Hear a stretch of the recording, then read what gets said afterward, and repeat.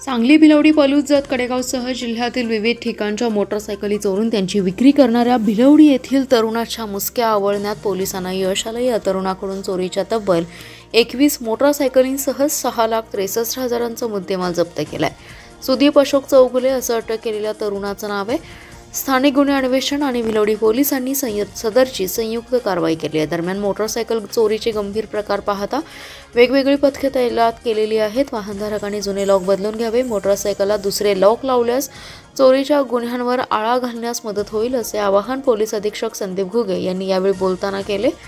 स्थानिक गुन्हे अन्वेषणचे एक पथक शहरात पेट्रोलिंग करत असताना एक तरुण कदमवाडी ते सांगलीवाडी रस्त्यावर मोटरसायकल विक्रीसाठी येणार असल्याची माहिती मिळाली। त्यानुसार त्या ठिकाणी सापळा रचून संशयित सुदीप चौगुले याला ताब्यात घेत त्याच्याजवळ असलेल्या दुचाकीबाबत विचारणा केली असता त्याने मागील काही दिवसात वेगवेगळ्या ठिकाणाहून आणखी काही मोटरसायकल चोरी केल्या आहेत। त्या मोटरसायकली त्याने वसगडे येथील शेतामध्ये लावलेल्या असून त्या विक्री करावयाच्या आहेत असं सांगितलं।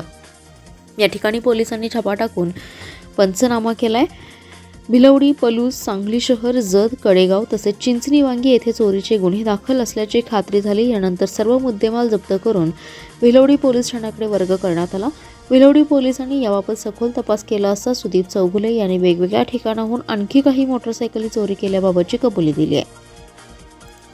भिलवडी पोलीस स्टेशन इथं मोटरसायकल चोरीचे गुन्हे उघडकीस आणण्यात आलेले आहेत।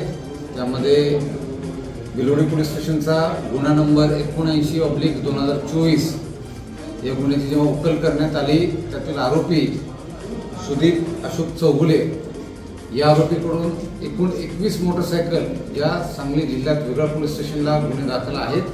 त्या चोरीच्या गाड्या आरोपीकडून निष्पन्न झालेल्या आहेत आणि आम्ही त्या जप्त पण केलेल्या आहेत। या ठिकाणी अतिशय चांगली कामगिरी सांगली शहर सांगली जिल्हा पोलीस दलाकडून करण्यात आलेली आहे। ही कारवाई भिलवडी पोलीस स्टेशन व स्थानिक गुन्हे शाखा यांच्या संयुक्त पथकाने ती कारवाई केलेली आहे आणि यामध्ये आणखीही आमच्याकडे काही मोटरसायकल निष्पन्न होतील अशी शक्यता आहे। पुढील तपास चालू आहे आणि या कामगिरीकरिता मी सर्व माझ्या पथकाचं कौतुक करतो, त्यांचं अभिनंदन करतो। अतिशय चांगली कामगिरी या ठिकाणी केलेली आहे। त्याचबरोबर मी सर्व नागरिकांना हे पण आवाहन करतो की आपण जेव्हा आपल्या motorcycle, two wheeler, four wheeler हे जेव्हा पार्क करताय त्या जबाबदारीने पार्क करा। त्या ठिकाणी आपल्या गाडीला लॉक आहे याची खात्री करा। त्याचबरोबर आपण कोणाकडूनही जुन्या सेकंड हँड मोटरसायकल या केवळ नोटरी करून कागदपत्र व्हेरीफाय न करता कृपया खरेदी करू नका, कोणालाही आपले पैसे देऊ नका। धन्यवाद।